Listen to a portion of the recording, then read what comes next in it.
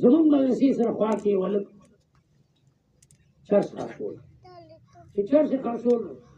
هغه چرسي ته زه لاړم ما هلکه چرس مه خرڅوه ظالم بچی ته خو د قوم دښمن یې ما ته هغه چرسي په ژړا شو ما ته وایي استاد یې چرس نه خرڅوم خو غریب یم او بچي راته نهر دی بچي راته نهر دی او دیاړي شته نه او کهینو په دیاړی باندې خرچه نه پوره کېږي نو یو کس یې راته وښود چې هغه زموږ د کلي غټ سرمایهدار وی هغه له راړم ورته ویل چې یو 2 لکه روپۍ راکړه قرض چې زه ځان له یو ټیکرفتار چینچي والمه نو تا له به لږې لږې درکوم وی هغه ما ته وایي چې مړه څوک وایي نه دې جوړه کړه او چینچي به دی او لوی تکلیف وایي دا چرس پراته دي دا واله او دا خرڅو نیمه بزدای نیمه زما